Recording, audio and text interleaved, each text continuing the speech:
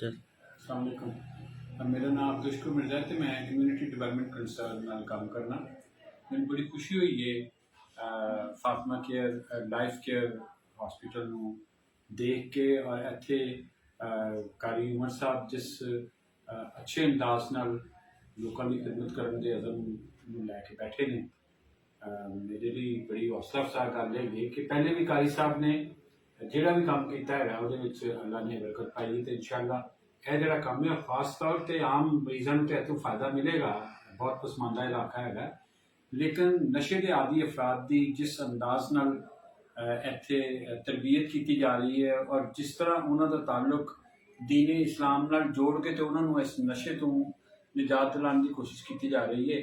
ਇਹਦੇ ਵੀ ਬਹੁਤ ਚੰਗੇ ਨਤੀਜੇ ਨਿਕਲਣਗੇ। ਅੱਜ ਮੈਨੂੰ ਉਹਨਾਂ ਨਾਲ ਗੁਫ਼ਤਗੂ ਕਰਨ ਦਾ ਵੀ ਮੌਕਾ ਮਿਲਿਆ। ਮੈਨੂੰ ਕੋਈ ਜਿਹੜੇ ਮਰੀਜ਼ ਨੇ ਉਹਨਾਂ ਵਿੱਚੋਂ ਕਿਸੇ ਦੇ ਚਿਹਰੇ ਤੋਂ ਨਹੀਂ ਪਤਾ ਲੱਗਾ ਕਿ ਉਹ ਕੋਈ ਨਸ਼ੇ ਦੇ ਆਦੀ ਨੇ, ਕਿਉਂਕਿ ਕਾਰੀ ਸਾਹਿਬ ਨੇ ਉਹਨਾਂ ਨੂੰ ਇੱਥੇ ਦਾਖਲ ਕਰਕੇ ਜਿਸ ਤਰ੍ਹਾਂ ਉਹਨਾਂ ਦੀ ਤਰਬੀਅਤ ਕੀਤੀ ਹੈ, ਜਿਸ ਤਰ੍ਹਾਂ ਉਹਨਾਂ ਦਾ ਇਲਾਜ ਕੀਤਾ ਹੈ, ਜਿਸ ਤਰ੍ਹਾਂ ਉਹਨਾਂ ਦਾ ਜਿਹੜਾ ਜਜ਼ਬਾ ਹੈ ਉਹਨੂੰ ਬਹਾਲ ਕੀਤਾ ਤੇ ਉਹਦੇ ਤੇ ਲੱਗਦਾ ਹੀ ਨਹੀਂ ਹੈਗਾ ਕਿ ਇਹ ਨਸ਼ੇ ਦੇ ਆਦੀ ਕੋਈ ਅਫਰਾਦ ਹੈਗੇ ਨੇ। ਇਹ ਬਹੁਤ ਵੱਡੀ ਖਿਦਮਤ ਹੈ। ਅੱਲਾਹ ਤਾਲਾ बरकत पावे। और मैं इस मौके पर हुकूमत पाकिस्तान नूं वज़ीर आज़म साहब नूं और वज़ीर आला पंजाब नूं ये दरख्वास्त करांगा कि जिहड़े नशे दे आदी अफराद ने इन्हां नूं मरीज़ समझा जाए, इन्हां दा इलाज जिहड़ा है वो बाकायदा तौर पर सेहत कार्ड ते भी किया जाए ते बाकी जिहड़े जिहड़े इदारे इहदा इलाज करते हैं पे उहदे विच गवर्नमेंट इन्हां दी मदद करे, चूँकि हुकूमत जिहड़ी है जिगर की तब्दीली वास्ते भी बहुत लखां रुपए खर्च कर देंदी है। इसे तरह दिल के ऑपरेशन वास्ते भी लखां रुपए खर्च कर देंदी है बाकी भी। लेकिन यह जिहड़े मरीज ने इन्हां दी तरफ कोई तवज्जो नहीं। किसी सरकारी अस्पताल दे विच इन्हां दे इलाज की कोई बेहतर सहूलत मौजूद नहीं। एक बैड मुख्तस किया है लेकिन उत्थे ना तो कोई डॉक्टर है तो ना ही इलाज है, ना ही उत्थे कोई इस तरह का जज्बा रखने वाला बंदा बैठा है जिस तरह कारी साहब है।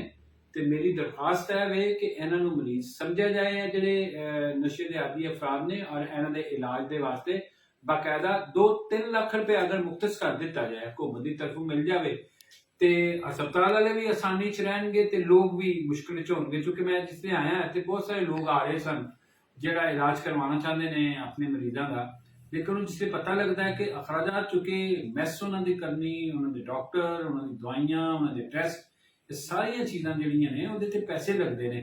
तो कारी साहब तो बेचारे पूरी जिंदगी ने वक्फ की है, यह कित्थों हर बंदे दे इलाज विच मदद कर सकणगे।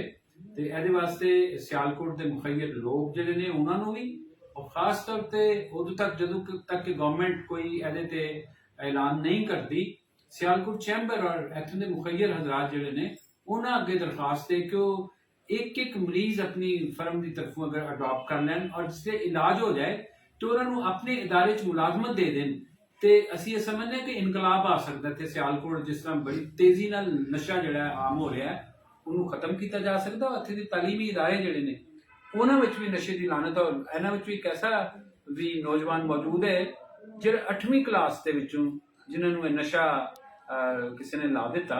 तो इधर बहुत ध्यान करने की जरूरत है। कारी साहब मुबारकबाद के मुस्तहिक ने कि उन्होंने एक अच्छे काम का आगाज किया। अल्लाह ताला इन्हों अजर अजीम देवे और इन्हों कामयाब करे। बहुत शुक्रिया। अस्सलाम वालेकुम।